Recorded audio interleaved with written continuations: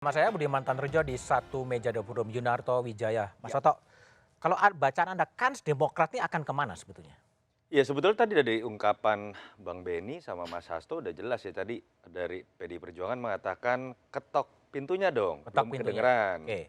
Artinya tuan rumah sudah udah mempersilahkan, berarti kalau udah pengen ngetok pintu, udah ada di halaman. Udah di halaman, tinggal Jadi masuk. sebetulnya sudah ngebel, udah masuk halaman, tinggal satu langkah lagi ketok pintu. Belum digembok tapi artinya kan? Tidak digembok, Nggak karena kalau digembok ya? digembok masuk pagar pun udah nggak boleh gitu.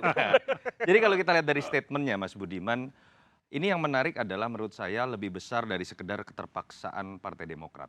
Itu menurut saya punya value ya. Kalau ini adalah sebuah keterpaksaan karena diputuskan oleh pacar sebelum, kira-kira seperti itu. Sebelumnya tidak pernah akan ada cerita pertemuan Mbak Puan dengan Mas Ahaye. Dan itu kan kita tahu terjadi 19 Juni, masih hangat-hangatnya lah hubungan antara Mas Anies dengan Mas Ahaye.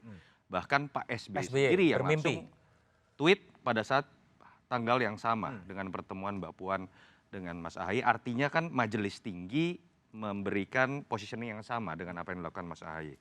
Kalau kita lihat lagi ke belakang ada yang menarik juga. Apakah perseteruan antara PDI Perjuangan dengan Demokrat dalam 20 tahun itu ada sesuatu yang sifatnya konfliktual? Enggak juga. Enggak juga. Dalam konteks kepartaian dan nilai-nilai ya. Kalau kita bicara tadi Bang Benny sudah mengatakan ideologi. Kalau kita bicara misalkan bandingkan pun misalnya PDI Perjuangan sering berbantahan dengan Nasdem misalnya. Konteks misalnya sesuatu yang menurut saya sangat terkait dengan hal yang sensitif. Misalnya terkait bagaimana Kejaksaan Agung saat itu dipegang oleh Nasdem. Penyalahgunaan kekuasaan misalnya. Hal itu tidak pernah terjadi dalam 20 tahun. Makanya saya sangat mengerti ketika ada bahasa Ibu Mega ketika berkuasa atau ketika kemudian Pak Jokowi berkuasa tidak pernah jahat terhadap SBY. Jadi bacaan Anda memang ada kemungkinan besar Demokrat akan mengetuk pintunya PDIP dan memang kalau bicara kita hanya skupnya dalam 2 pemilu terakhir, sebetulnya lebih dekat dengan Prabowo. Karena Demokrat mendukung Prabowo. Tetapi kalau bicara narasi yang lebih besar, yang katakanlah priceless buat Pak SBY dan buat partai ini, ada narasi rekonsiliasi itu menurut saya yang nilainya bukan sekedar elektoral. lebih tinggi. Tapi terkait dengan branding partai masing-masing dan itu akan menguntungkan kedua belah partai bukan hanya dalam konteks konsolidasi pemenangan 2024 tapi image di mata publik yang nilai dari sebuah rekonsiliasi itu sangat besar. Jadi menurut saya ini sesuatu yang kita jangan lihat dalam konteks power sharing yang akan lebih menarik siapa, tapi dalam memberikan penilaian tentang kualitas pemilu 2024. Kalau memang bisa terjadi rekonsiliasi antara dua partai ini, menurut saya itu akan menambah nilai pemilu 2024. Menambah nilai pemilu, oke, baik. Saya kembali ke Benny ya. Itu kan tadi kalau dengar pidatonya Ketua Majelis Tinggi Partai Demokrat Pak Susilo Bambang Yudhoyono kan menyebutkan ada menteri dari Presiden Jokowi yang kemudian mengajak Demokrat untuk berkoalisi. Siapa sih Ben? Ya, tentu kami tidak bisa. Tapi tahu kan? Menyebut namanya lah ya. Kita tahu siapa. Tahu ya? Tahu siapa yang menyampaikan. Apakah Sandiaga itu? Ya, saya tidak mau menyampaikan itu. Ya tapi betul nggak?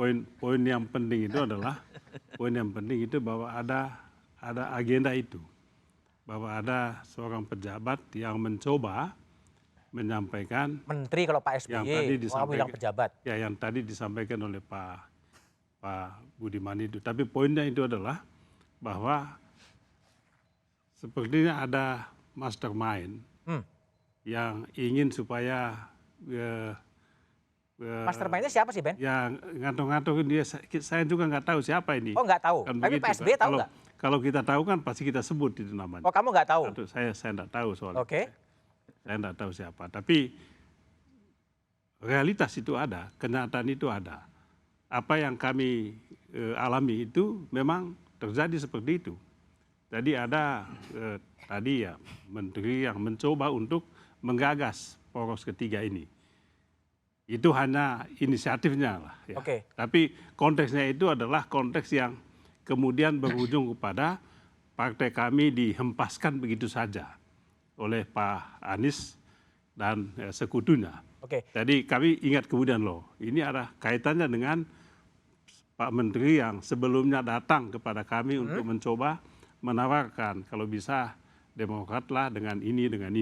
Kita sudah langsung Tapi nangkap ini itu. Pak Beni, Ada konteksnya itu. kalau bicara pidatonya Pak SBY, itu kan ada menteri yang katanya sudah direstui oleh Pak Lurah. Pak Lurah ini siapa? Pak Jokowi maksudnya? Ya, enggak tahu saya siapa Pak Lurah ini. Pak Jokowi kan sudah bilang, aku bukan lurah kan gitu.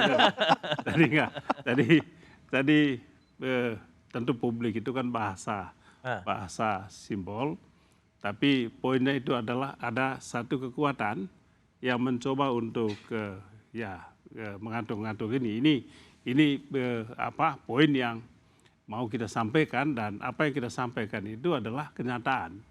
Bukan fiksi, tapi memang sungguh-sungguh ada itu. Baik. Mungkin niatnya baik. Ya, mungkin saja niatnya baik, tidak ada niat yang baik. Niat si menteri itu ya? Tapi tadi yang saya katakan itu, ini kan kemudian mengingatkan kami kenyataan itu tadi, setelah kemudian kami dicampakkan oleh Pak Anies Baswedan. Diksinya dicampakkan.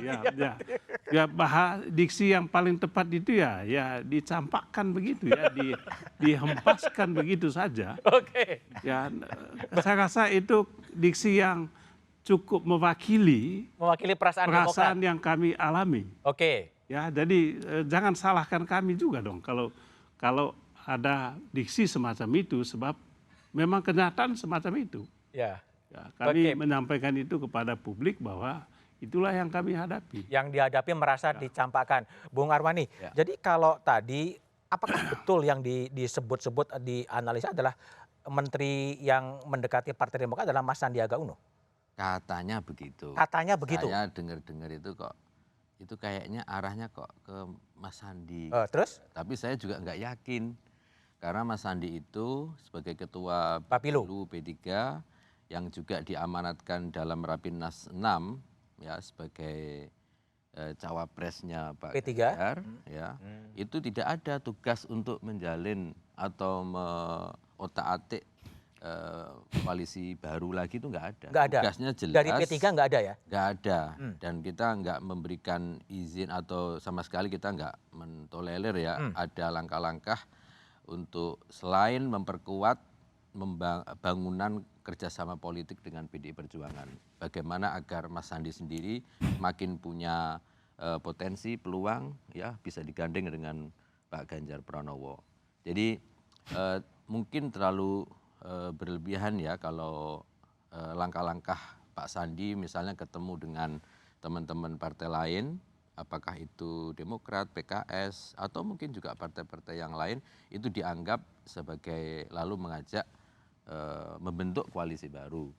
Yang terjadi adalah memang membuka bangunan komunikasi dengan partai-partai lain untuk ya bersama-sama ya bergabung dengan Pak Ganjar. Yang cawapresnya itu Pak Sandi, kira-kira begitu kan, arahnya begitu. Nah ini dimaknai lalu apalagi setelah Demokrat bahasanya tadi ya dicampakkan keluar dari koalisi perubahan, semakin dapat ini kan berita itu kan itu loh. Jadi sambung-sambungkan aja itu. Mas Hasto, jadi gimana? Tadi ada sinyalemen Mas Sandi yang dianggap itu yang kemudian mengajak Demokrat membangun poros baru. Ya, kalau dalam politik ini kan ada juga fatsun mencari peluang, karena mikirnya presiden itu hanya persepsi kekuasaan. Sehingga kalau di Jawa itu kan ada ngerti sak durungin pinarah. Tahu sebelum terjadi. Mungkin ada yang tahu Bapak Anies ini akan mencapakkan Pak Ahy. Oh, ada yang tahu? Mungkin ada yang tahu. Nah, sehingga kemudian mencari peluang dengan mengatasnamakan Pak Lurah. Kan gitu loh. Karena fakta empirisnya ada. Misalnya program Pak Jokowi, Pak Ahok dicampakkan, tidak dilanjutkan maksudnya. Ini supaya ya? Kita solidar dengan Mas Beni, kayaknya sakit betul itu. Tinggal. Mungkin itu, sehingga kemudian mencoba. Sama-sama sakit. Siapa tahu itu betul-betul terjadi, maka kemudian menawarkan. Tapi kalau itu dikatakan mastermind-nya itu Pak Lurah itu adalah Pak Presiden, itu kami nggak percaya. Nggak Karena percaya. memang Pak Presiden itu tidak suka campur tangan. Tapi yang beliau orangnya kan merakyat, sehingga banyak yang suka mengatasnamakan Presiden. Ada yang mengatasnamakan. Gerak-gerak politik. Jadi harus kita lihat dulu, yang menurut kami yang hebat itu Caimin. Caimin, Wah itu berani betul. berani gimana? Meninggalkan Gerindra dan Pak Prabowo itu kan luar biasa. Oh, kenapa? Loh, pada akhirnya kan udah sepakat bareng-bareng 1 tahun. Ah. Sudah punya sekretariat bersama Ah. dan sebagainya. Ah. Kemudian akhirnya bisa bertemu dengan Pak Anies. Hah? Yang konon katanya susah ini antara PKS dan PKB bisa bertemu. Ini bisa bertemu kan bagus Oke. banget. Ini terobosan politik di dalam Pilpres 2020. Oke, baik.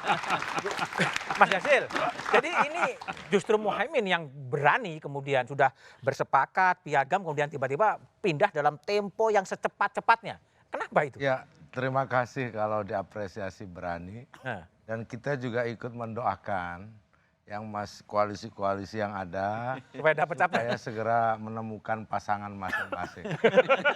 Karena kami tidak sempat berpikir lagi untuk ini. Kami fokus untuk mengerjakan kerja-kerja pemenangan hari ini. Jadi misalkan ada yang kecewa, biasa kan di Biasa. dalam politik itu. Tentu kami ikut kecewa. Nanti yang saya tunggu-tunggu kami ingin mengucapkan selamat juga Nah, kepada pasangan yang nantinya akan dideklarasikan. Jadi kami mendapatkan ucapan selamat dari Pak Benny, saya senang sekali, terima kasih. Nggak tahu Pak Hasto mengucapkan selamat apa enggak. Ucapan selamat. Kita langsung telepon sama Gus Muhaimin Iskandar. Pak Arwani juga begitu, tetapi setidaknya maksud saya gitu, setidaknya bahwa kontestasi yang ada, kita berharapkan memang seperti yang diharapkan Pak Hasto dan semua partai, kita sejuk saja. Jadi ini masih proses, masih banyak proses yang harus kita lalui juga. Gitu. Oleh sebab itu buat PKB, kami ikut bahagia sih sebenarnya kalau ada koalisi yang lain yang segera ingin deklarasi. deklarasi capres-cawapres. Ya, Atau deklarasi poros ketiga, poros keempat. wah kita jangan diajak lagi bahas yang masa lalu. Kita bahas aja yang ke masa depan, apapun partai kami, koalisi yang kami ini juga masih membuka seandainya partai-partai lain juga mau bergabung.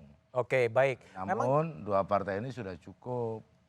cukup ya, Nasdem dan PKB. Ya cukup. Tapi PKS gimana?